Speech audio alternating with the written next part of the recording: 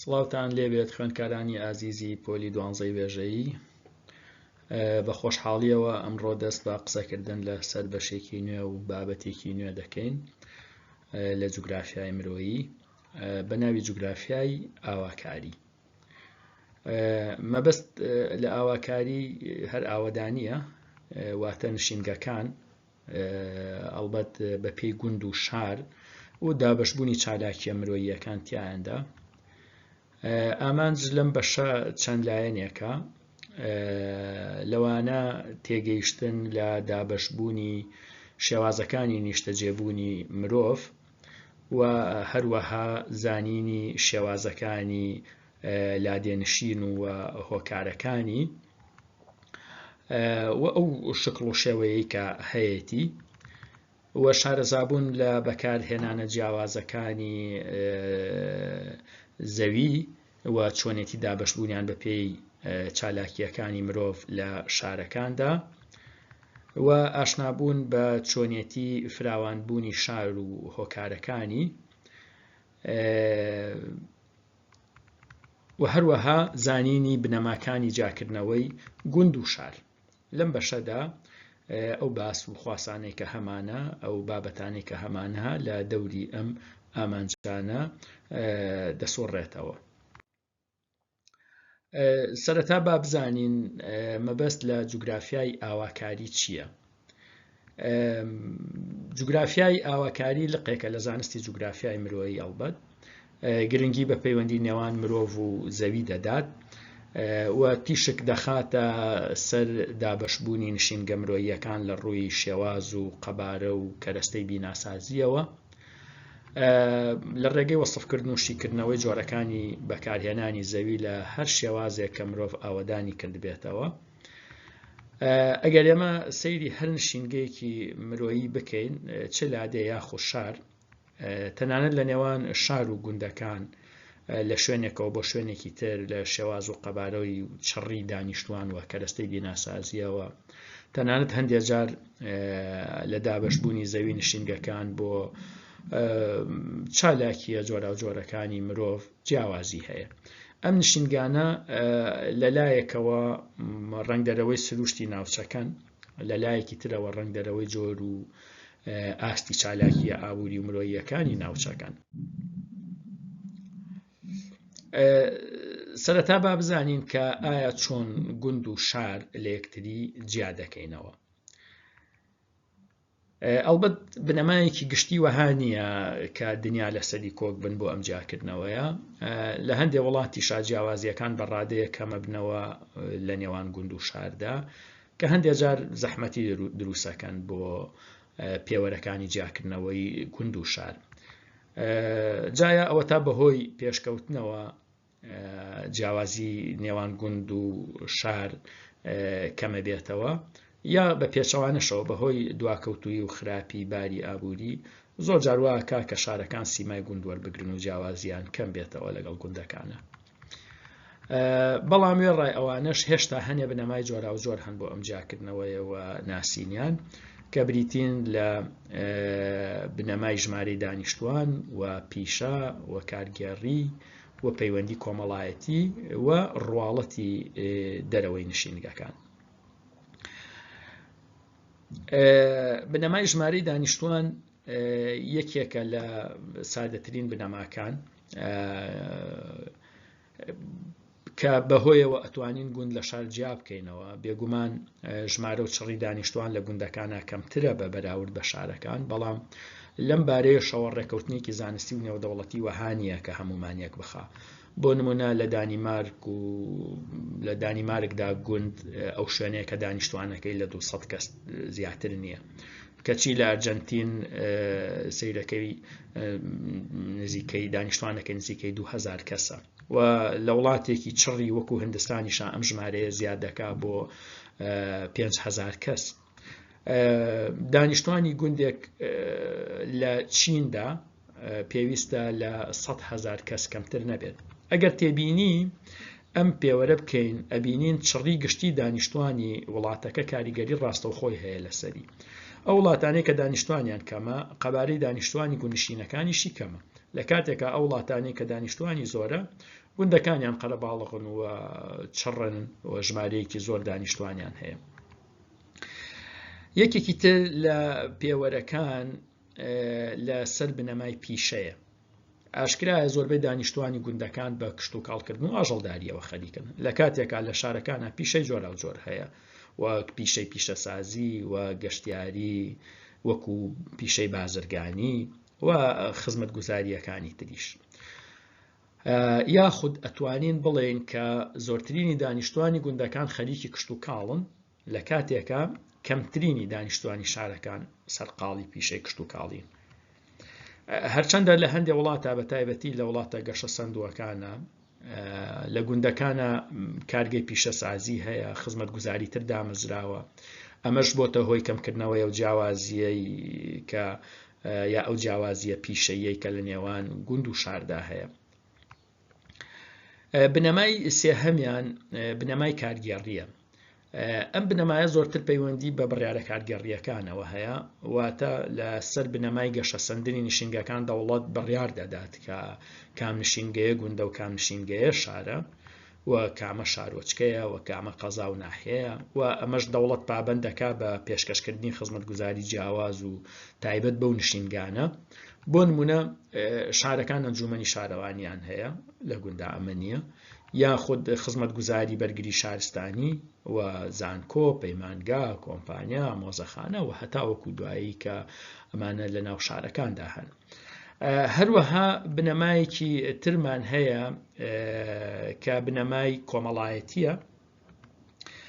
ئەمەیان لایەنی شێوازی ژیان و دابوونەریت و پەیوەندیە کۆمەڵایەتیەکان ئەگرێتەوە کە بێگومان ئەمە لە نێوان گوند و شارەکانە جیاوازی هەیە، لە گوندەکانە پەیوەندی کۆمەڵایەتی و خوێنی بەهێز هەیە و قەبارەی خێزان گەورەترە،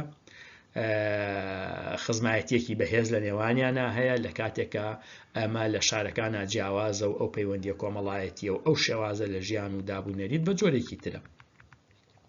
پێوەری پێنجەمیان پێوەرێکی مۆرفۆلۆجیە، واتە لەسەر بنەمای ڕواڵەتی دەرەوەی نشینگەکان یەکلا ئەبێتەوە کە کامە گوندە و کامە شارە.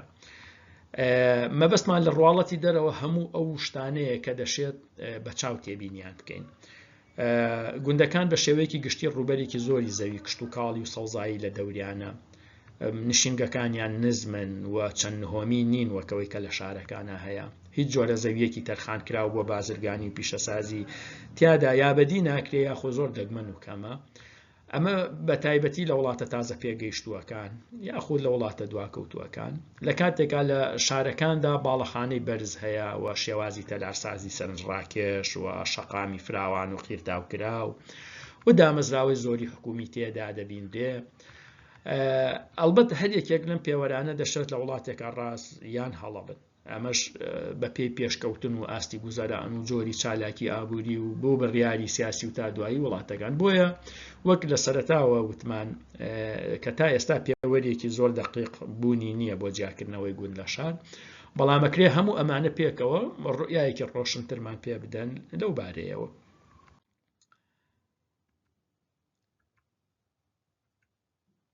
کەواتە لە سەر هەموو ئەو بنەمایانە دوو شێواز لە ئاوەدانی جیاوازمان هەیە کە شار و لادێیە.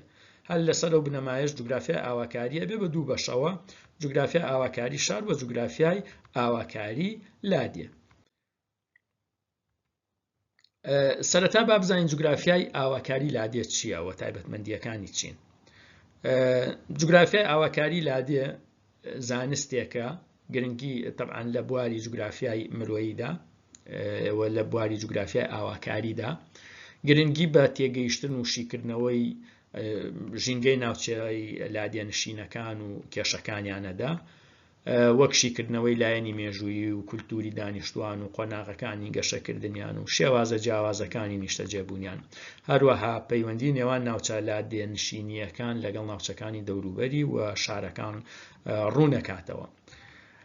لادێ هەندێک تایبەتمەندی هەیە وەک ئاماژەمان پێدا. ئەم تایبەتمەندیانە لە وڵاتێکەوە بۆ وڵاتێکی تر جیاوازە و حتا لە سەردەمێکیشەوە بۆ سەردەمێکی تر جیاوازە و گۆڕانکاریان بەسەردا دێت. بەڵام بە شێوەیەکی گشتی نیشتینگە لادێیەکان بەم چوار تایبەتمەندیە دەناسرێنەوە: کەمی چڕی دانیشتوان، کشت و کاڵکردن پیشەی سەرەکی دانیشتوانە، واتە لە لادێکانە چڕی دانیشتوان کەمە و پیشەی سەرەکی لە لادێکانە کشت و کاڵکردن، ئەجا دانەوێڵە بێ یاخۆ چ ئاژەڵداری بێ یا باخداری بێ، و خزمەتگوزاریەکان داڕادەیەکی زۆر سنووردارن و فرەچەشنی کولتوری و کۆمەڵایەتی لە لادێکاندا نییە، لە کاتێکە لە شارەکاندا ئەمە زۆرتر بەدیەکرێ. لە کاتێکە هەندێک نشینگەی لادێیی بەهۆی پێشکەوتن و گۆڕانی کۆمەڵگە و بارودۆخەکانی ترەوە مەودای جیاوازی نێوانیان لەگەڵ شارەکانە کاڵ بۆتەوە و بەشێک لە تایبەتمەندیەکانیان گۆڕاوە. بۆ نمونە لە ئێستادا بینین شێوەی یەکەکانی نیشتەجێبوونی گوندەکان گۆڕانکاریان بەسەرا هاتووە و کەرەستەی بیناسازی نوێیان تیادا بەکارهێنرێ و لە ڕووی قەبارەشەوە فراوانتر بوون و شێوازی کشت و کاڵیتیایە گۆڕاوە، یاخود پیشەی گەشتیاری جێگەی گرتوۆتەوە لە نمونەی گوندەکانی نزیک شاری بەترا لە ئوردن و گوندەکانی چیای سەکران لە هەرێمی کوردستان، یاخۆ هەندێجار پیشەسازی تیان دازاڵ بووە وەک هەندێک لە گوندەکانی وڵاتی چین و وڵاتانی یەکێتی ئەوروپا. یەکێک لەو بابەتانەی کە ئەکرا لە سەرەتاوە لێی بدوێن مێژووی پەیدابوون و گەشەسەندنی لادێیە. مێژووی گوندەکان دوو قۆناغی بەخۆیەوە بینیوە کە هەردووکیشان بێگومان گرێدراوی یەکدین: قۆناغی نیشتەجێبوون و قۆناغی بەرهەمهێنان. مرۆڤ لە سەرەتایە سەرقاڵی کۆکردنەوەی سەرەتایی و ڕاوکردن بووە، هەمیشە لە کۆچ و ڕەودا بووە بە دوای خۆراک و ئاسایش و ئاو ئامرازەکانی تری ژیانە سادەکەی خۆیدا، و ئەو جۆرەش لە ژیان هیچ زەرورەتێکی نەبووە بۆ نیشتەجێبوونی مرۆڤ. مرۆڤ ئەگەر خەریکە ڕاوکردنە یا خەریکی کۆکردنەوەی میوە و گەڵا و ڕێکی درەختەکانە لەم دۆخەیە پێویستی بە نیشتەجێبوون نییە، جگە لەوەی هەندێک جار ئەشکەوت و پەناو پاسارەکانی بۆ وچاندان بەکارهێناوە. بەڵام پاشتر و بەهۆی دۆزینەوەی کشت و کاڵەوە بە تایبەتی مرۆڤ ناچار بە نیشتەجێبوون بوو، چونکە سیفەتی کشت و کاڵ وەهایە کە پێویستی بە چاوەڕوانی و چاودێری هەیە بۆ ماوەیەکی درێژ لە وەرزی کێڵان و تۆکردنەوە تا ئەگاتە وەرزی دروێنە و بەرهەم. لەم قۆناغەیە مرۆڤ بە پێویستی زانی کە نیشتەجێ بێت و لەمەشەوە گوند پیا بوو. لە لایەکی تریشەوە گوند و کۆبوونەوەی خەڵک لە گوندەکان ئەتوانی یەکێتیەکی کۆمەڵایەتی دروست بکات و پشت بە یەکدی ببەستن لە ڕوبەڕووبوونەوەی مەترسیەکاندا. پەیدابوونی گوندەکان تا ڕادێک هاوکاتە لەگەڵ پەیدابوونی کشت و کاڵدا. ئەگەڕێتەوە بۆ چاخی بەردینی نوێ لە ماوەی تقریبەن 10,000 ساڵ پێشزاین کە لەم قۆناغەیە چالاکی ئابووریانەی مرۆڤ لە قۆناغی کۆکردنەوەی سەرەتایی و ڕاوشکارەوە گۆڕا بۆ ماڵیکردنی ئاژەڵ و کشت و کاڵکردن. هەر بۆیە سەرەتاکانی سەرهەڵدانی گوند لە ناوچە لەبارە کشت و کاڵیەکانە بووە، وەک ناوچەی میزۆپۆتامیا، واتە وڵاتی نێوان دوو ڕووبار کە ئێستای عێراق و هەرێمی کوردستان و ئەو ناوچانەیە کە ئەکەونە نێوان هەردوو ڕووباری دیجلە و فراتەوە. بە هەمان شێوە لە ناوچەکانی هەرێمی پەنجاب لە هیندستان کە ئەمانە و هەندێک سەرهەڵدانی تریش بوونە بنەمای دروستبوونی شارستانێت لە ناوچەکەیە.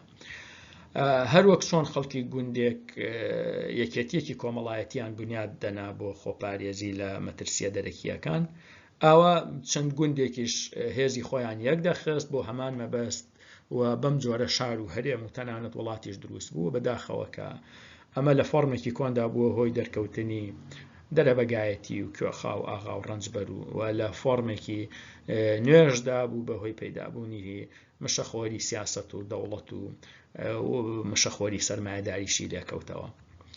قۆناغی دووەمیان کە قۆناغی بەرهەمهێنانە بە شۆڕشێکی ئابووری و شارستانی مرۆڤایەتی دائەنرێ.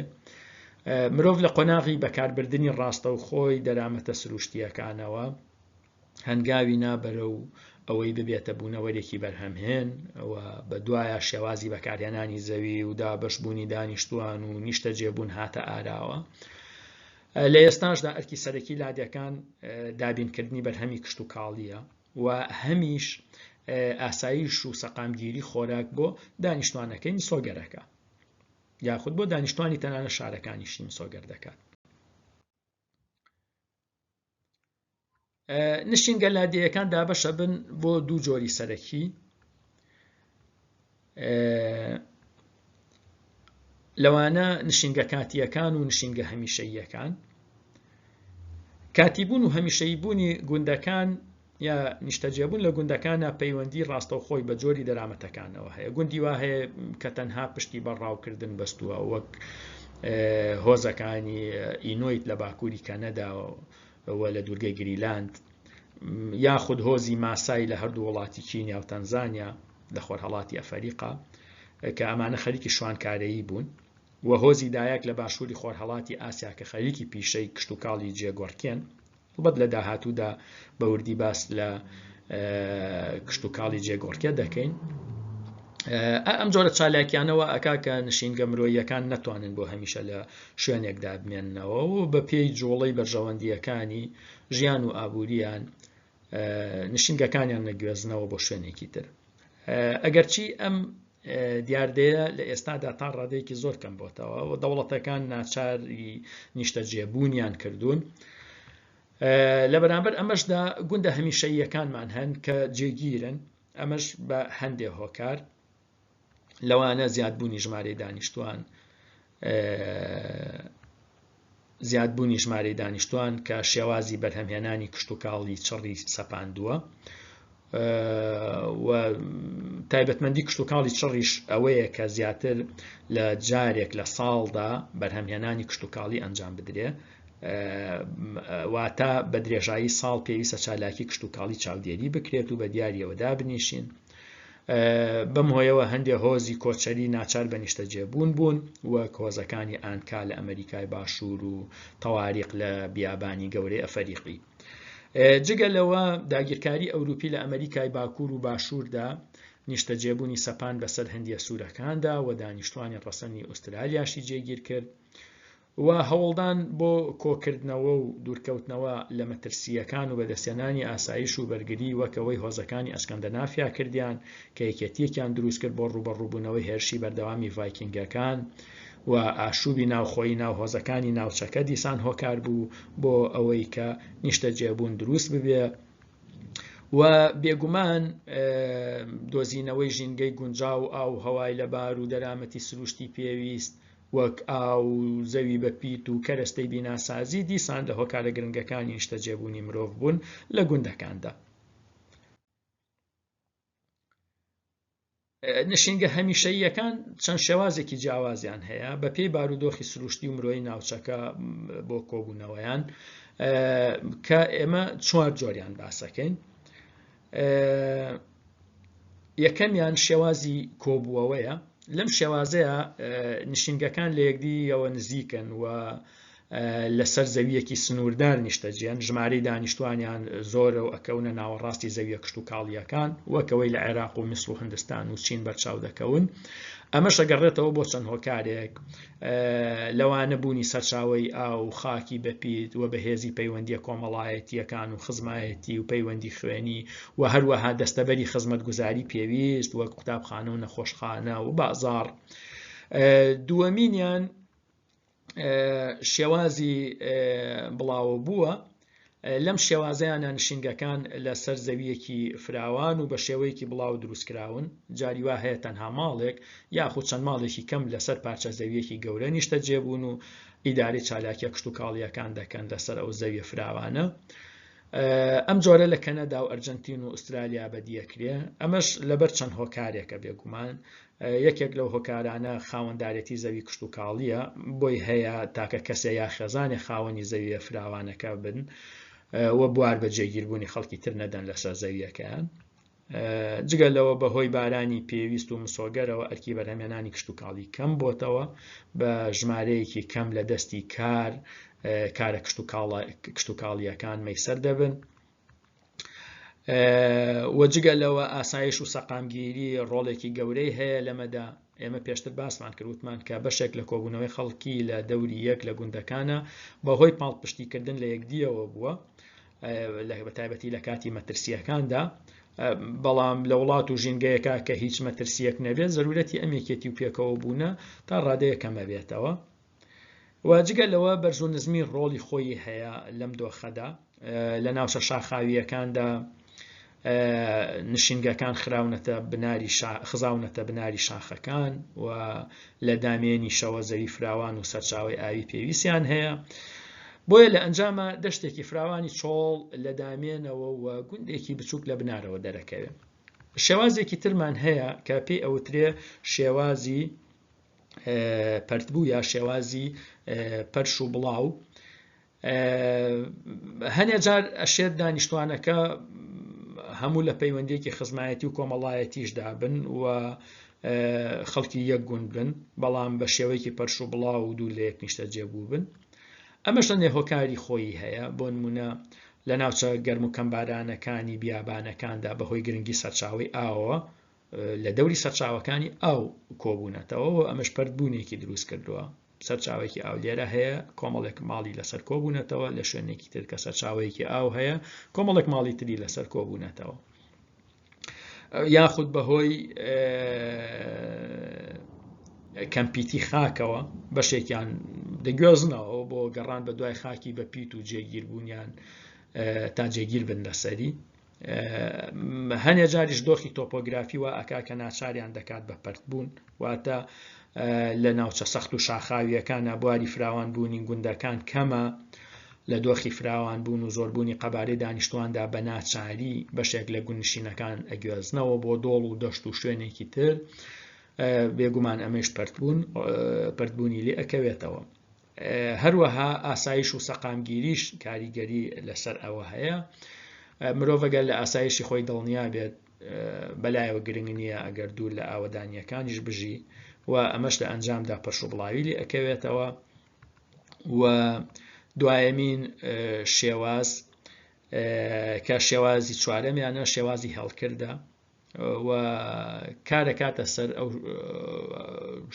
ئەوەی کە کارەکاتە سەر ئەم شێوازە کە شێوازی هەڵکردە ڕێگەکانی گواستنەوەی ئۆتۆمبیل و شەمەندەفەرە یا کەناری دەریاکانە یا کەناری ڕووبارەکانە. ئەمەش لەبەر ئاسانی دەستەبەربوونی هاتوچۆ گەیشتن بە زەویە کشت و کاڵیەکان لەلایەکەوە لەلایەکی ترەوە بۆ ئەنجامدانی چالاکی ڕاوەماسی و بازرگانی، چونکە شانڕێیەکان یاخود ڕێگەکان ئەبن بە تیشکی سنتەری بازرگانی لە هەر جێگەیەکە هەبن و هەندێک جار باری تۆپۆگرافیش ڕۆڵە بینێت لەمەدا. گوندەکان ناچارەکات کە بە شێوەیەکی هێڵکرد بە ناو دۆڵەکاندا فراوانیەکان ئاراستە وەربگرێت، یاخود بەهۆی کەناری ڕووبارەکانەوە وەک ئەوەی کە ڕووباری دیجلە و فورات لە عێراق داوای کردووە بەشی زۆری نشینگەکان بە شێوەی خۆی ئاراستە بکات، بەواتە بە شێوەی هێڵکرد ئاراستەیان بکات. لە ئەنجامدا کۆمەڵێک کۆکار هەن کە کار لەسەر نشینگەی لادیەکانەکەن، هەنێکیان سروشتین وەک شوێنی جوگرافی، وەک ئاو هەوا، وەک بەرز و نزمی، خاک و هەروەها دەرامەتی ئاو. هەندێکیشیان مرۆیین وەک ژێرخانی ئابووری، خاوەندارێتی زەوی و بەرگریکردن و خۆپاراستن و هەروەها شێوازی وەبەرهێنانی زەوی کە ئێمە لە وانەی داهاتوودا ئەم هۆکارانە بە وردی باس دەکەین کە لە لاپەڕە 41ەوە بۆ لاپەڕە 44 ئەگرێتەوە. تا ئەو کاتە بمێنن بەخێر و کاتێکی خۆش بۆ هەموو لایەک.